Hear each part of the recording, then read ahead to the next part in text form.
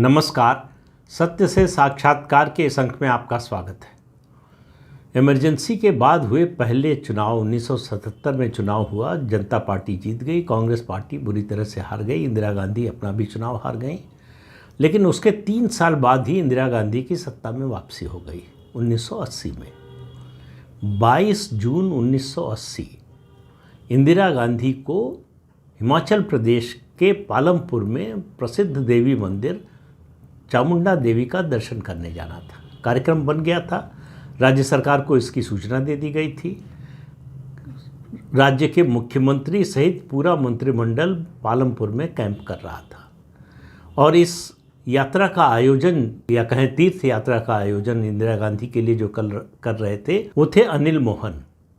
ये मोहन मेकिन्स कंपनी का नाम आपने सुना होगा। उसके जो मालिक थे कपिल मोहन, उनके भतीजे थे। वो पूरी व्यवस्था देख रहे थे। 22 जून को पुजारी को बताया गया अचानक कि किसी वजह से प्रधानमंत्री का कार्यक्रम रद्द हो गया है और अब वो नहीं आ रही है। पुजारी ने सुना और गुस्से में आ गए। पुजारी ने कहा, इंदिरा से कह दो ये चामुंडा देवी है, सामान्य व्यक्ति को माफ़ कर देती हैं, लेकिन शासक अवमानना करे तो उसको माफ़ नहीं करती। कोई भी शासक देवी की अवमानना नहीं कर सकता। ये सुनने के बाद अनिल मोहन घबरा गए। वो भागकर दिल्ली पहुँचे। दिल्ली वो दूसरे दिन पहुँचे तो उनको खबर मिली और उन्होंने देखा वो दृश्य देखकर उनको सहसा विश्वास नहीं हुआ।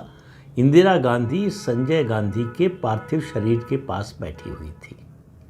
आपको मालूम है कि 23 जून 1980 को संजय गांधी की एक विमान दुर्घटना में मौत हो गई। इंदिरा गांधी ने अनिल मोहन से पूछा कि क्या ये चामुंडा देवी का दर्शन न करने जाने की वजह से हुआ। अनिल मोहन के पास इसका कोई जवाब नहीं था।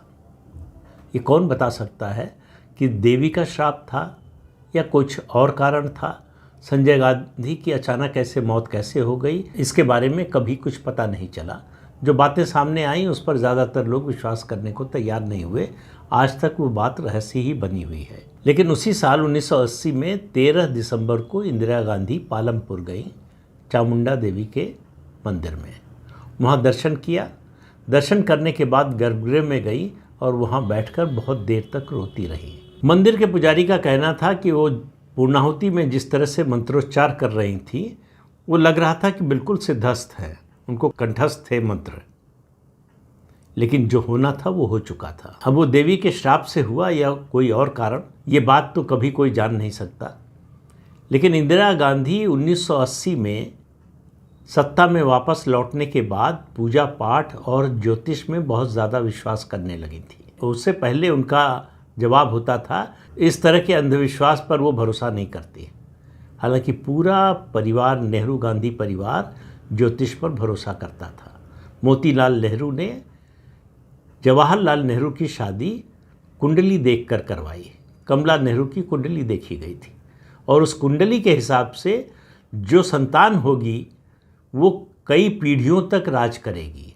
इसीलिए लंदन में पढ़े जवाहरलाल नेहरू की शादी कमला नेहरू से हुई, जो शायद हाई स्कूल पास थी या वो भी नहीं थी, ज़्यादा पढ़ी लिखी नहीं थी। दिल्ली के एक व्यापारी की बेटी थी, लेकिन केवल कुंडली के कारण उनकी शादी हुई थी। इसी तरह से जब राजीव गांधी का जन्म हुआ तो जेल से जवाहरलाल नेहरू ने चिट्ठी लिखी इंदिरा गांधी को कि उसकी जन्मपत्री बनवा लेना। वो चिट्ठी रिकॉर्ड में है, कहीं छिपी हुई नहीं है। ये सब बातें जो है ना, इसके बारे में बहुत डिटेल में देश के प्रख्यात ज्योतिषी KN राव साहब ने अपनी किताब नेहरू डायनेस्टी में लिखा है। ये परिवार सार्वजनिक रूप से कुछ बोलता है, करता कुछ है। जो करता है पीछे उसको कभी स्वीकार नहीं करता। लेकिन चामुंडा देवी के दर्शन न करने के कारण जो हुआ, उसके बाद इंदिरा गांधी की पूजा पाठ में उनका विश्वास और ज़्यादा बढ़ गया। आपने देखा होगा उसके बाद 1984 में जब उनकी 31 अक्टूबर को मौत हुई, हत्या हुई, उससे पहले शायद ही देश का कोई बड़ा ऐसा धार्मिक स्थान हो जहां वो न गई हो। लेकिन कई बार होता है कि प्रारब्ध आपका पीछा नहीं छोड़ता। इंदिरा गांधी के प्रारब्ध ने भी उनका पीछा नहीं छोड़ा। उनके छोटे बेटे की उनके रहते हुए असमय मौत हुई, उनकी मौत हुई और उनके जाने के बाद उनके बड़े बेटे की भी इसी तरह से मौत हुई। तो इस अंक में इतना ही। अगले अंक में फिर मिलेंगे किसी नए मुद्दे के साथ। तब तक के लिए अनुमति दीजिए। नमस्कार।